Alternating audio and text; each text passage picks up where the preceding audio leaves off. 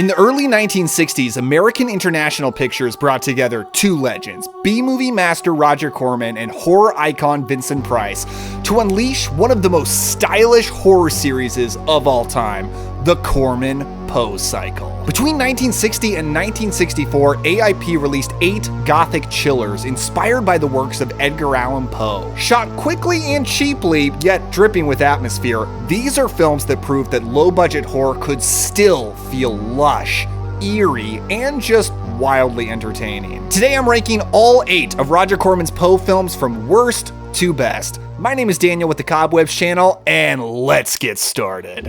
Quoth the raven, nevermore.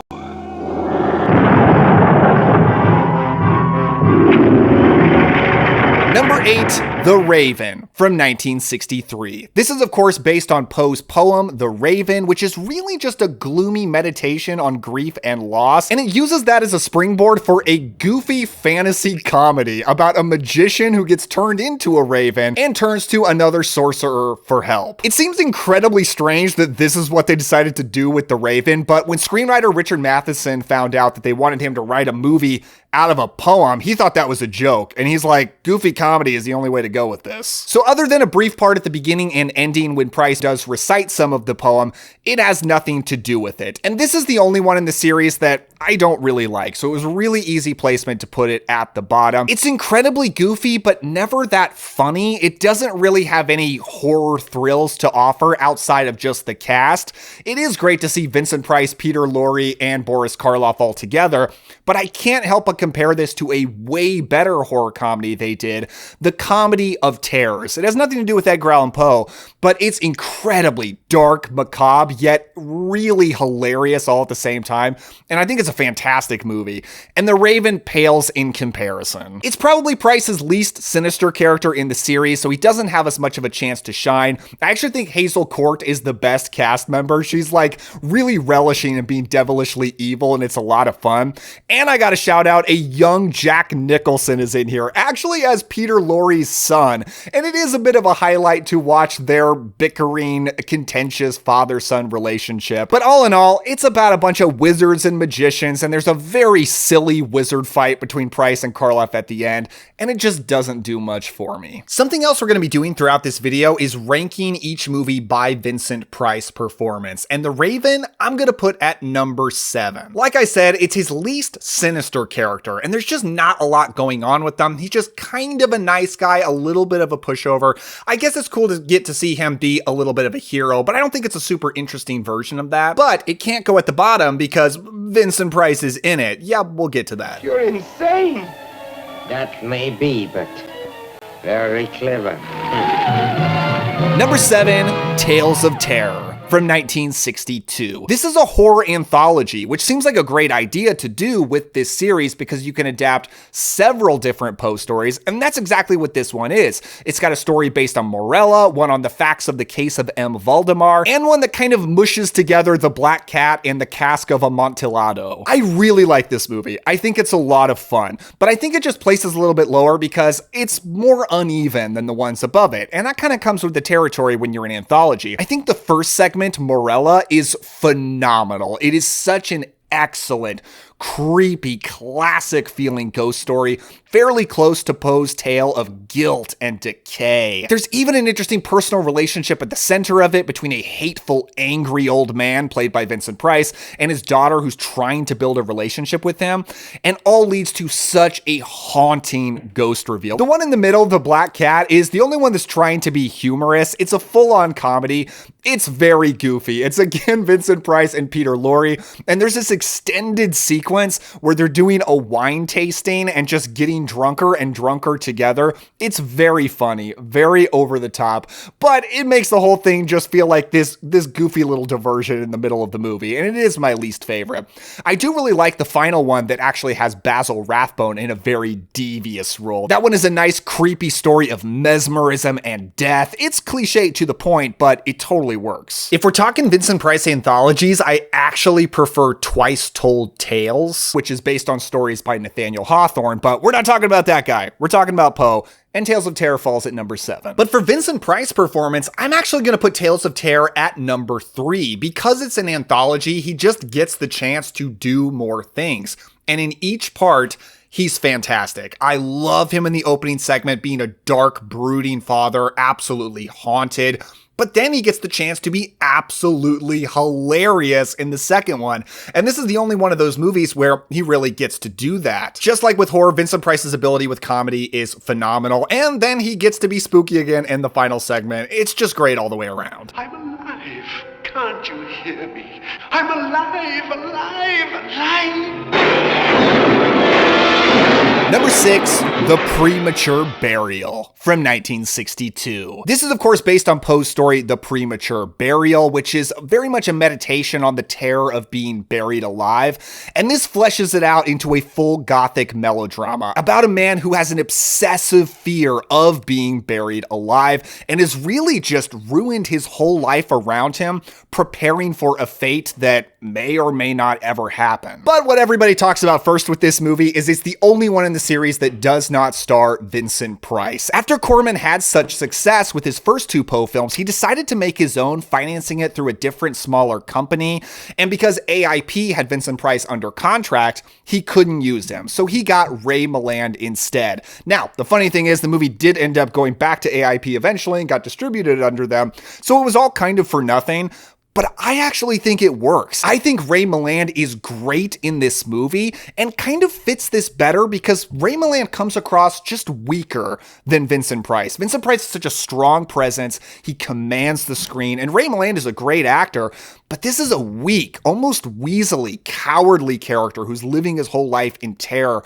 And Ray Milland nails it. I find this to be one of the most goth and macabre films I've ever seen. It is absolutely obsessed with the idea of death. Every moment of the film is talking about it, fearing it, walking through graveyards, obsessing over mausoleums. Like, this movie is just goth to the extreme. It's got a terrific supporting cast around Ray Milland. Hazel Court, who's in a lot of these movies, is great here as well as his wife. And pretty much all these films have like a friend character who comes to the house and is often an emotional support to the leading lady while the male lead is going insane. Here it's Richard Ney, and I think he's the best of them. He's actually a different, and he just provides a really interesting presence, and I'm a big fan of him. I know most will put this at the bottom because of the lack of Vincent Price, but you can kind of think of it as like the Halloween 3 of the series. No, there's no Michael Myers, but if you look past that, there's a really good movie under there. But for the Vincent Price ranking, The Premature Burial has to go at the bottom. I think we all know why that is. For hundreds of years, evil thoughts and evil deeds have been committed within these walls. The house itself is evil now.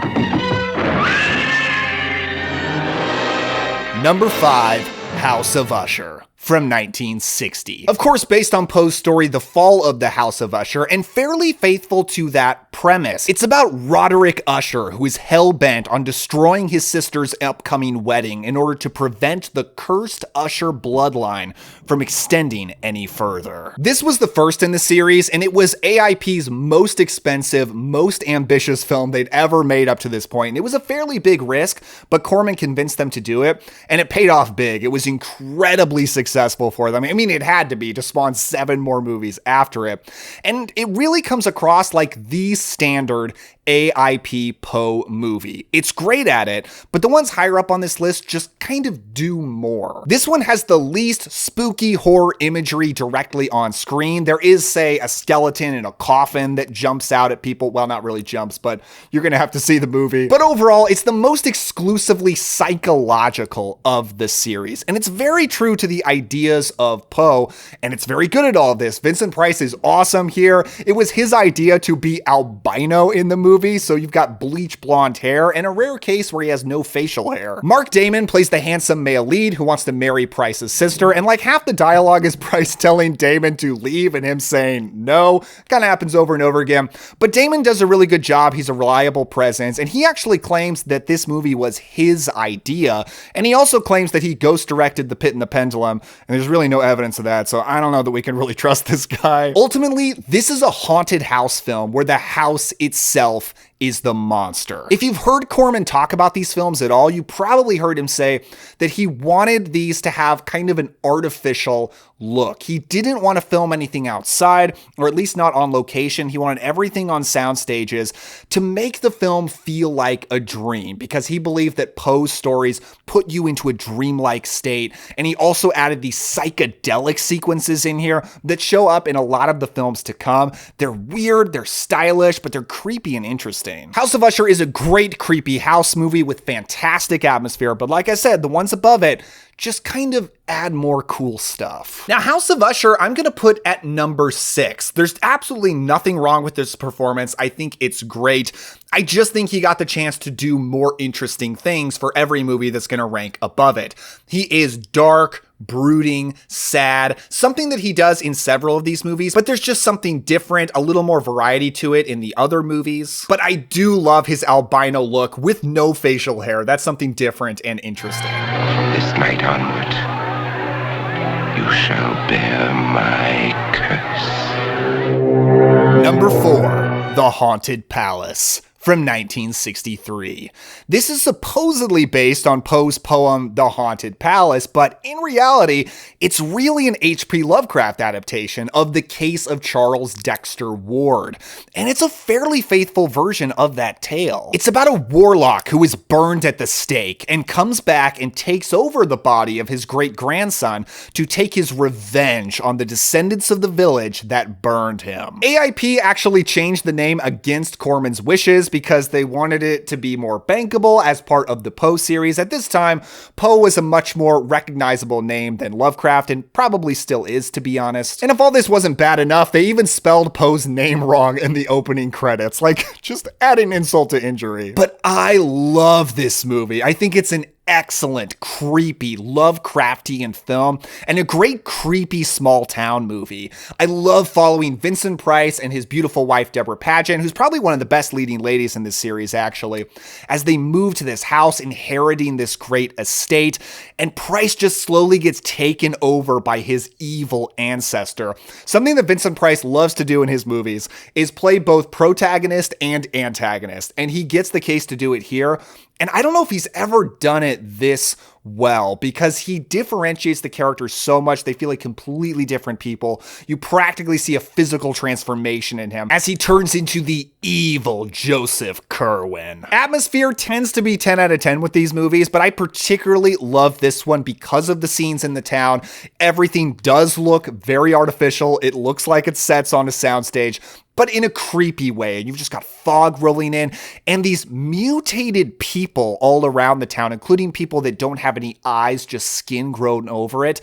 I find that to be an incredibly creepy image. And this is also the only movie in the series where we actually see a monster, or is it a god? This is a bit of a cosmic Cthulhu mythos kind of movie, and I think it's awesome. The Haunted Palace, I'm actually going to put at number 2. It's very common for him to play both hero and villain in these movies. He certainly does here.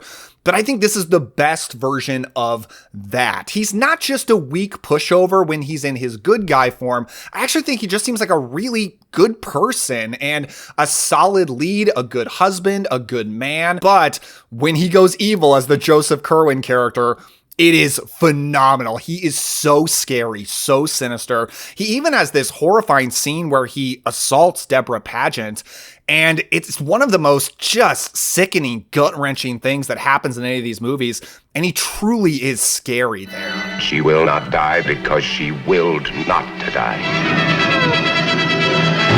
Number 3, The Tomb of Ligeia, from 1964.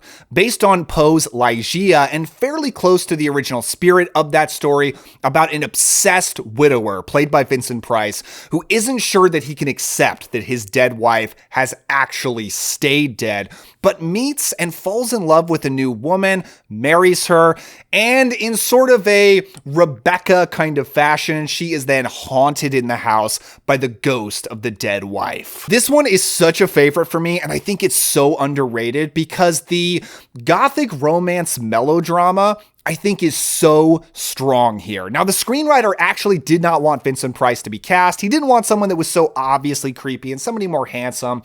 But I think that worked out brilliantly because it's fascinating watching Elizabeth Shepard, our leading lady, fall in love with this dark, brooding, Gothic weirdo who like holds up in his creepy abbey mourning his wife. And she just gets drawn in by him. And some people might find that unrealistic, like why is she into this guy? But I find it to be kind of a Beauty and the Beast style story. This was the last in the series and the only one that actually has some on-location shooting outside, so it adds a little bit more realism to it, and considering that it's all focusing on romance, on passionate human emotion, I think that actually worked out very well in its favor. And I really can't say enough about how good Elizabeth Shepard is in this. She's a perfect match for Vincent Price's commanding presence, where she just never feels overtaken by him, and they feel like these equals just coming head to head in this really dark, ghostly story. And to top it all off, it's the most satisfying Black Cat horror movie in the series. No, unlike in Tales of Terror, it has nothing to do with the story Black Cat, but there's still a scary black cat, and it's a lot of fun. Tomb of Ligeia is going to go at number 5. I think it's just right to go right over House of Usher, because this is another one where he's sad and mopey and haunted and doesn't do a lot else. I just think it's a little bit more interesting in this one, particularly because of the romance he has with Elizabeth Shepard. That just adds more depth than he does have in House of Usher, but he does have a great look. I love him with the glasses and the hat, and I just love this character. It just can't go into the top 4. Each man creates his own heaven, his own hell. Let me see your face.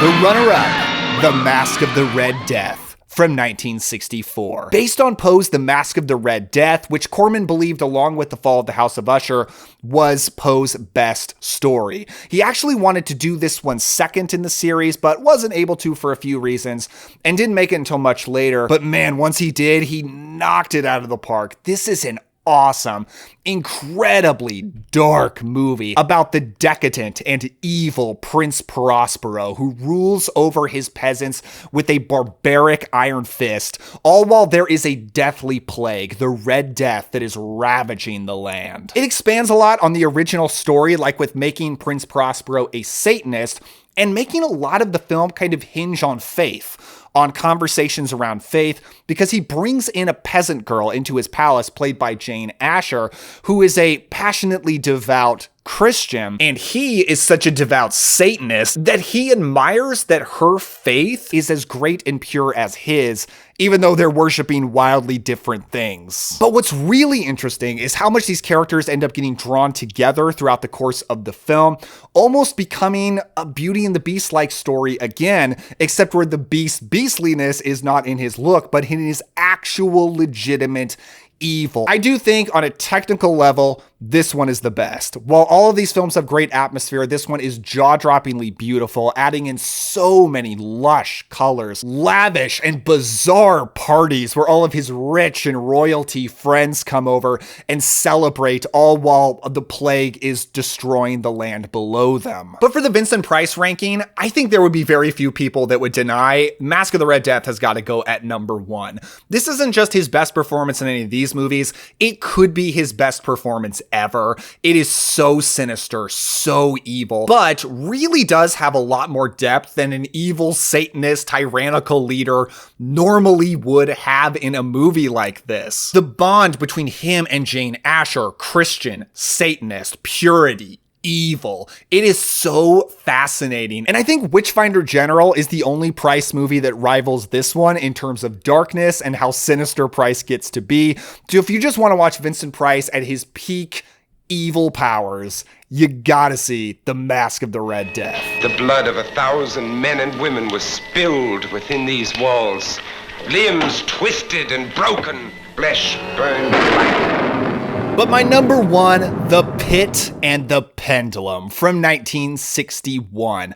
Now, this is based on Poe's The Pit and the Pendulum, which is very short, basically just about a prisoner's torment during the Spanish Inquisition. So this one obviously has to expand it out a great deal, but I do think stays very true to the spirit of Poe and the kind of themes he likes to explore. It's about a man who travels to Spain to clarify the strange circumstances of his sister's death after she had married the son of a cruel Spanish Inquisitioner. And this one is my favorite because it is so much fun, and it just makes me so happy to watch it. As a Gothic horror fan, this one is almost a kitchen sink kind of movie. It throws so much out there. It's got ghosts and murder and mystery and possession, split personalities, and a whole torture chamber underneath this castle. All of these films have great sets, but man, the sets in this film rock. Like, especially that torture chamber. It is so dark, so creepy. And in addition to having Vincent Price, who is great here and also gets to do his thing of playing protagonist and antagonist, both a very weak and sad mourning man, mourning the death of his wife, getting possessed by his evil, torturing father. But also Barbara Steele is in this as his late wife. So she is dead at the beginning of the film, but that means she gets to be creepy, right? Corman casted her, of course, because he saw Black Sunday, and thank goodness she did. I love that she got the chance to be in one of these films. Everything is creepy and gothic to the maximum. I mean, they sprayed 20 gallons of cobwebs all over the set to make this as gothic as possible. This was the second film in the series instead of Masque of the Red Death like Corman wanted, and one reason this one got prioritized, partially because Masque of the Red Death was maybe a little bit too close to the Seventh Seal, at least Corman thought so, was because of this story's involvement of violence, and it could be a little bit more of an exploitation movie. So yeah, you get violence, torture, ghostly apparitions, more psychedelic sequences, mystery with twists and turns and betrayal and lies. And I just think the pacing on this one is great. It's wildly entertaining from start to finish. The only problem is it's got the weakest milquetoast male lead of the series with John Kerr, but I don't care. Price and Steele, they're enough to carry this thing all the way. Pit and the Pendulum rules. But even though this is my number one, The Pit and the Pendulum is going to go at number 4. Now, I think it is fantastic. Of all of his evil personas, I think this is the one that is the most fun. There is a joyful, gleeful, maniacal energy to him when he is possessed by his father. It's an absolute blast. For the rest of it, it's again sad, mopey Vincent Price, but it's a fantastic version of it. He's great. The duality has a super stark contrast here, and while it's not quite as great as in The Haunted Palace, it is not far behind. Before I go, I just want to send out a massive thank you to my patrons who truly make this channel possible. If anyone else wants to support me, there's always a link to my Patreon in the description below, and I want to give a special shout out to Bradford A. Wallach, Michael Frederick, and Rabid Poodle. You guys are the absolute best. If you want checking these out for yourself, I do have streaming options right here on the screen, but of course those are subject to change. So if you want to pick these up on physical media, I do have affiliate links in the description, and using those does help support the channel. What is your ranking of the Corman Poe cycle? Please let me know down in the comments below. Let's talk about these movies. Thank you so much for hanging out with me. Hit the subscribe and like button if you enjoyed it, and I'll see you next time. Bye.